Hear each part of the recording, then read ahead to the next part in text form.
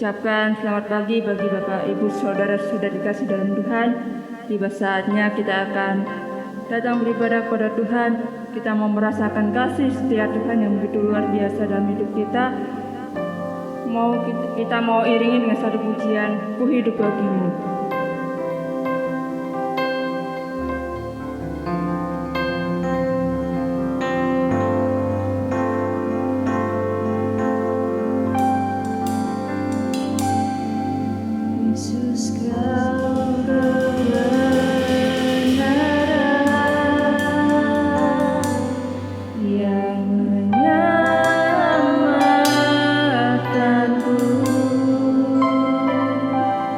Kau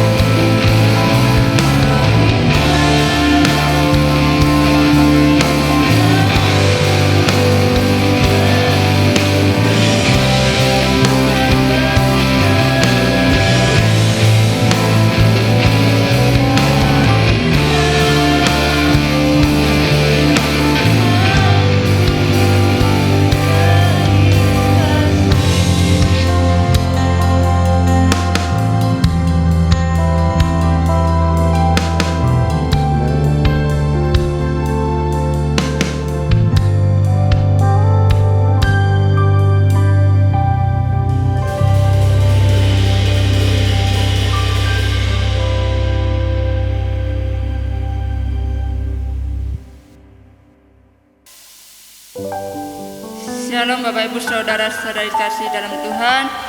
Tiba saatnya kita mau sambut Tuhan, kita mau iringi dengan satu pujian, Yesus Jalan Kebenaran.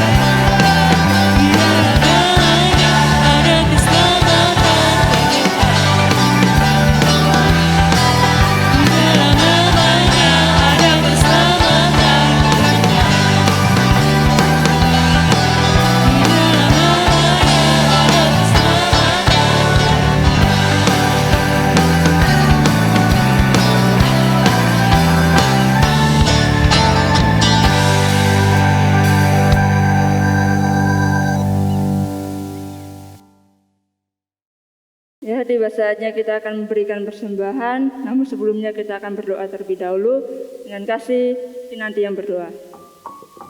Mari kita berdoa.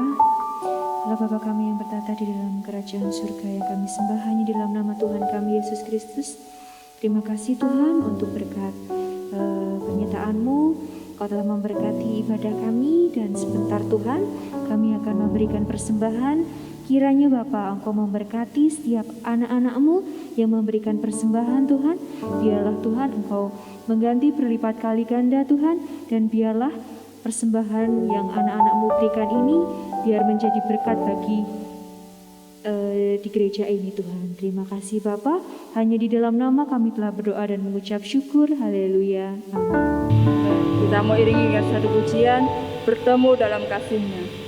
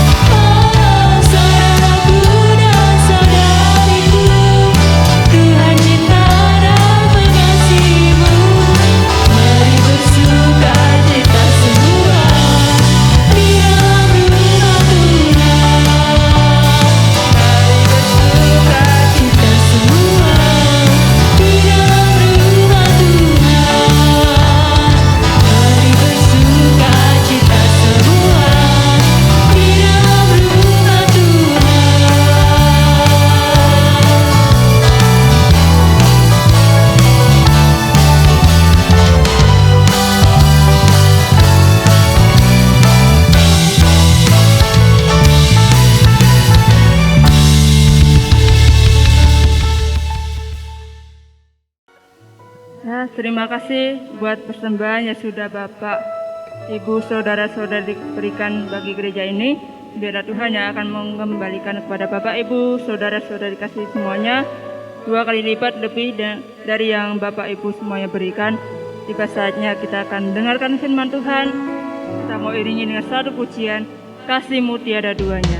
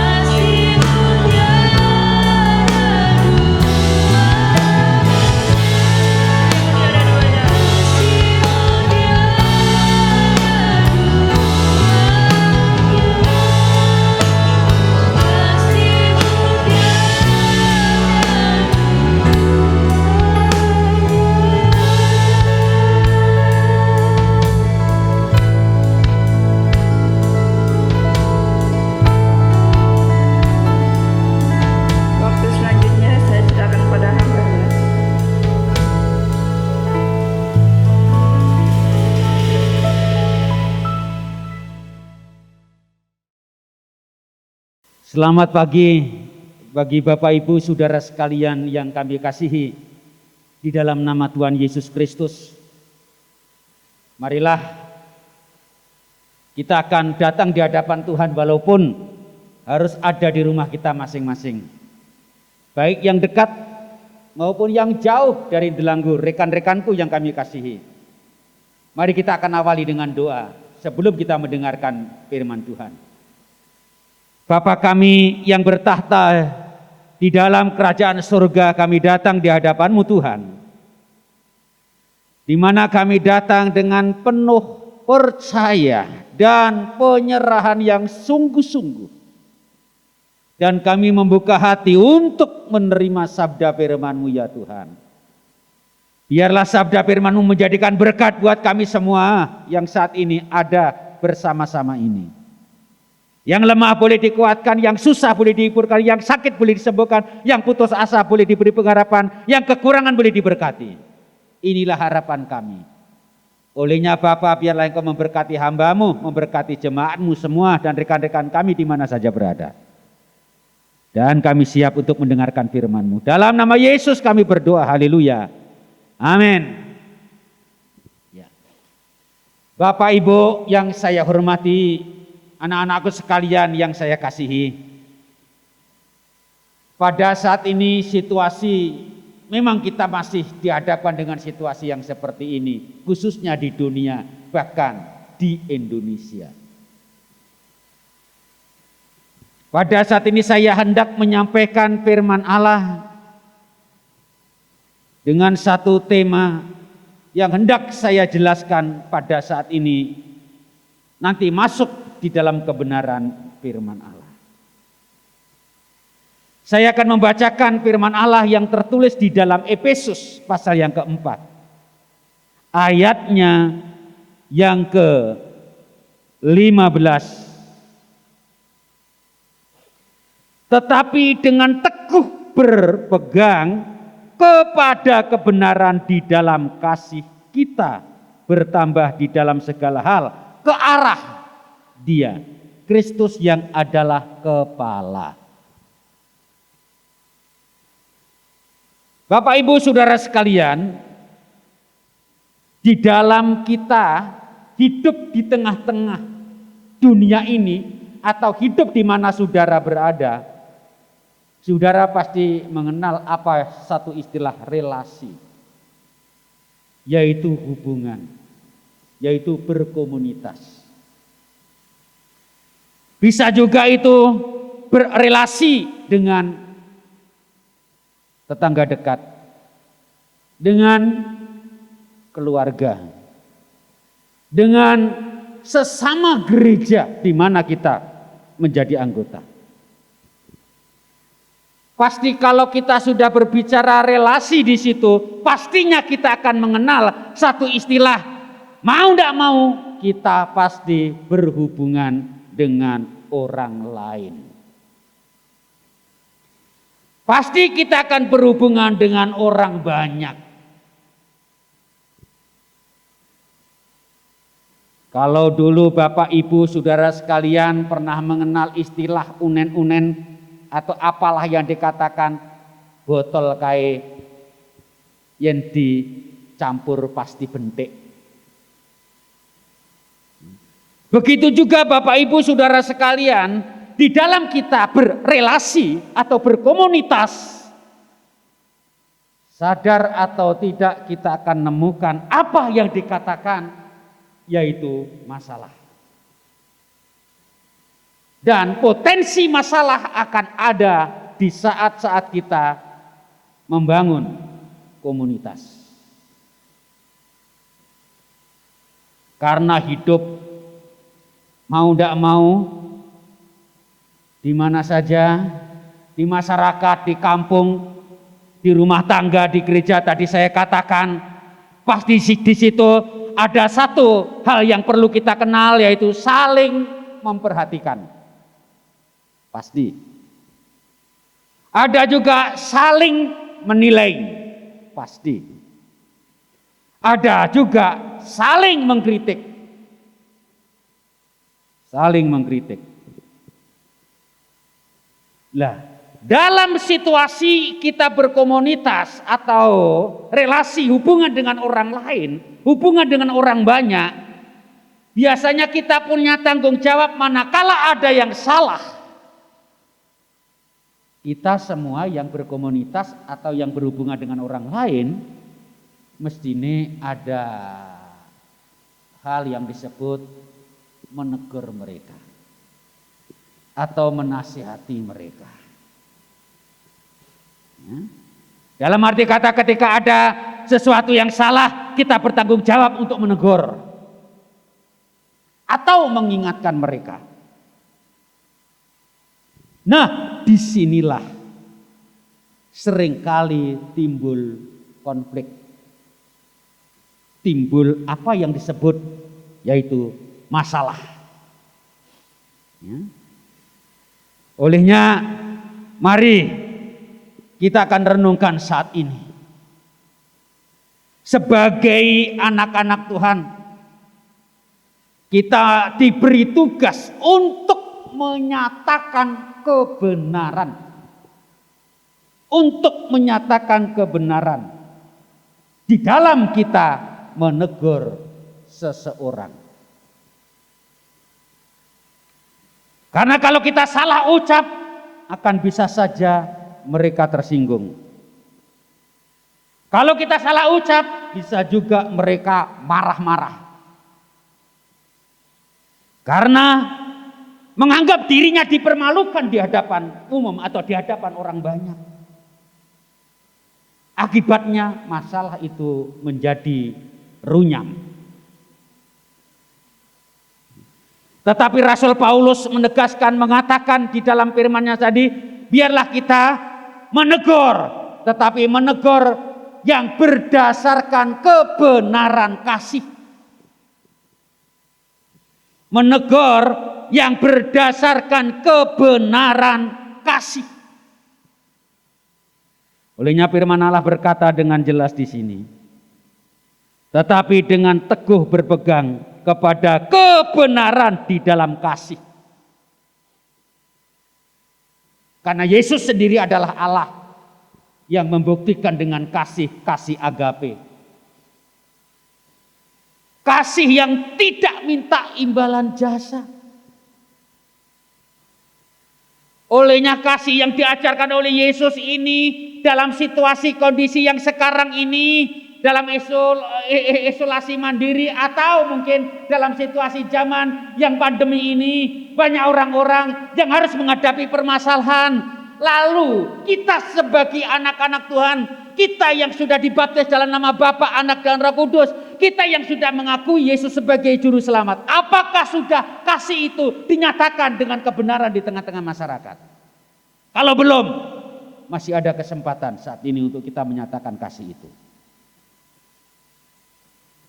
Rasul Paulus mengingatkan kepada jemaat yang ada di Efesus ini. Rupa-rupanya jemaat di Efesus tidak jauh berbeda, adalah konflik-konflik permasalahan di situ muncul. Tetapi senjata yang paling ampuh dengan kebenaran yang berdasarkan kasih, itulah satu alat untuk kita menegur seseorang. Karena negur seseorang, memperingatkan seseorang itu tidak mudah membalik telapak tangan. Tetapi yang jelas kasih yang Yesus ajarkan, mari kita akan nyatakan lewat kehidupan kita masing-masing. Jangan kita mengenal kasih, memiliki kasih, tetapi kasih hanya ada dalam pikiran, tetapi kasih hanya di batin, tidak direalisasikan. Lalu kapan kasih itu dinyatakan? Sedangkan Yesus telah menyatakan kasihnya sampai dia rela mati di kayu salib, sampai dia rela dipaku, sampai dia rela dikasih mahkota duri demi mengasihi umat manusia, saudara dan saya sebagai anak-anak Tuhan. Olehnya mari kita akan terapkan ini. Karena akhir-akhir ini kalau kita amati, kasih itu sudah mulai luntur, sudah tidak mulai terdengar lagi. Banyak orang yang egois, hanya memikirkan dirinya sendiri, tidak peduli orang lain, tidak peduli teman, bahkan tidak peduli akan kebenaran firman Allah.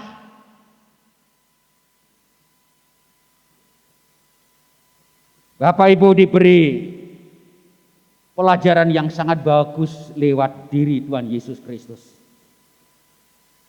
Dia mengasihi, tidak meminta imbalan jasa. Tetapi kadang-kadang kita muncul, tetapi maaf ini bukan untuk Bapak Ibu Saudara sekalian. Pada saat kita mengasihi seseorang, kita punya tuntutan. Kalau lo menguntungkan, aku mengasihi. Kalau lo tidak menguntungkan, aku tidak mau. Ini terjadi di tengah-tengah dunia masa kini. Mari kita akan tengok depan kita. Kita akan tengok belakang kita. Kita akan tengok kiri kanan kita. Adakah orang-orang yang menjerit membutuhkan kasih? Lah inilah waktunya kita anak-anak Tuhan yang telah dikasih oleh Allah dengan pengorbanannya yang luar biasa. Mari apa yang ada dalam diri kita maksimalkan supaya kita betul-betul menjadi anak Tuhan yang berdampak, syukur nyata, terang. Itu akan nyata di tengah-tengah masyarakat. Lewat siapa? Lewat kehidupan kita sebagai anak-anak Tuhan yang sudah mengakui Yesus sebagai juru selamat. Mari, bila kita menegur seseorang, tegurlah dengan berpegang dengan kebenaran dalam kasih. Di saat-saat kita ada di dalam relasi atau berkomunitas yang banyak perbedaan. Yang banyak perbedaan. Kasih Yesuslah yang harus ada dalam diri kita. Di dalam kita menghadapi komunitas atau hidup di tengah-tengah masyarakat yang majemuk ini. Yang perlu kita perhatikan, ada satu hal yang perlu kita perhatikan di sini adalah berbicara tentang motivasi. Mengapa kita mengatakan kebenaran? Firman Allah tadi katakan, di dalam firman Allah yang baru kita baca dikatakan, nyatakanlah kebenaran itu dengan kasih. Lah ini ada pertanyaan berbicara tentang motivasi, mengapa kita harus mengatakan kebenaran? Yang jelas kalau kita ingin menyatakan kebenaran kepada siapapun, harus ingat hal-hal yang hendak saya sebutkan ini. Pertama, bukan mencari kepentingan diri sendiri. Jadi pada saat kita menegur, menasihati orang lain, jangan ada kepentingan untuk diri sendiri. Yang kedua, tidak mencari nama. Lalu selanjutnya, tidak mempermalukan orang lain di hadapan umum. Yang jelas hal ini kalau ada di dalam diri kita, mestinya kita akan sangat menjadi berkat kepada orang lain dengan kasih yang ada dalam diri kita masing-masing. Memang menasihati, menegur orang lain tidak semudah membalik telapak tangan. Contoh saja kita ini di dalam rumah tangga, ada bapak, ada ibu, ada anak. Lebih anak mungkin 3 atau 4. Itu pun karakter dan sifatnya beda-beda. Dalam hal makan saja sifatnya beda-beda. Satu ada yang suka tempe, satu ada yang suka gereh, satu ada yang suka tahu. Kalau kita melihat dalam rumah tangga, sedangkan anak itu adalah yang kasih makan kita, yang membelikan baju kita, yang membelikan sepatu kita, yang nyekolahni kita. Itu sulitnya bukan umum. Apalagi kalau kita menjadi seorang pemimpin, yang memimpin seseorang, menghadapi seseorang, tidak ngatoi, tidak nyekolahke, tidak kasih makan, tidak memperhatikan harian. Bukankah ini satu hal yang sulit? Olehnya kita harus hati-hati di dalam kita memberikan nasihat atau menegur orang lain. Jangan sampai kita menegur orang lain hanya mengedepankan menghakimi. Jangan hanya mengedepankan menghakimi. Mari, inilah waktunya, saatnya kita untuk melakukan kasih itu di tengah-tengah masyarakat yang majemuk ini. Karena apa? Kalau kita menasihati seseorang hanya sekedar menekankan penghakiman, orang tersebut akan menjadi luka, sakit hati, dan mungkin dia akan menyimpan dendam kepada kita. Olehnya biarlah kita anak-anak Tuhan yang telah diajarkan oleh Yesus tentang hal kasih ini, biarlah kita akan mengasihi.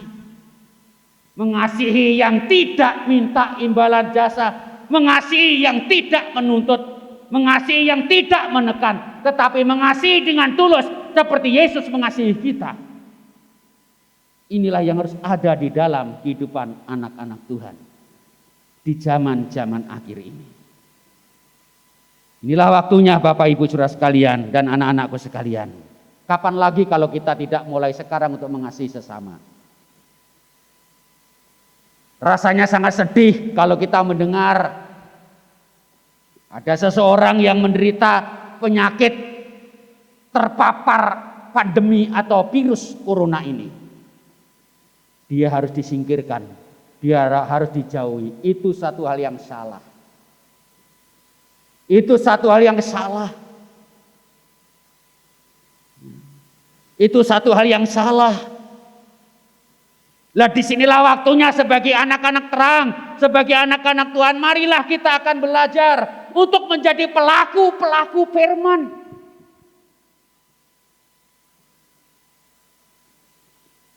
Memang dalam firman Allah juga ada seorang yang menderita penyakit kusta.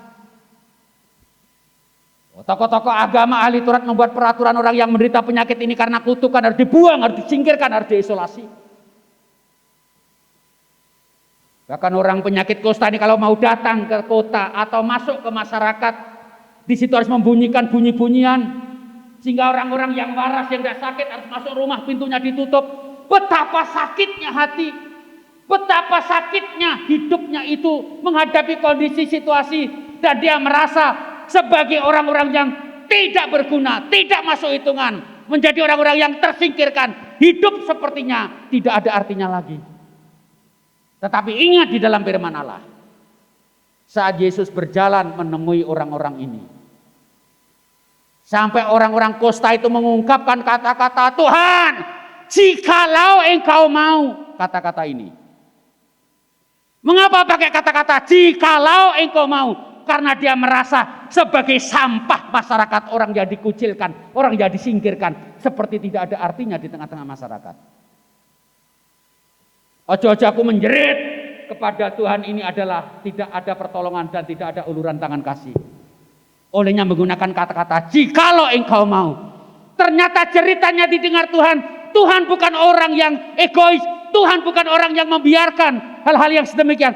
Justru disinilah Tuhan mendekat dan Tuhan menyembuhkan mereka sehingga mereka tahir dari penyakit kustanya.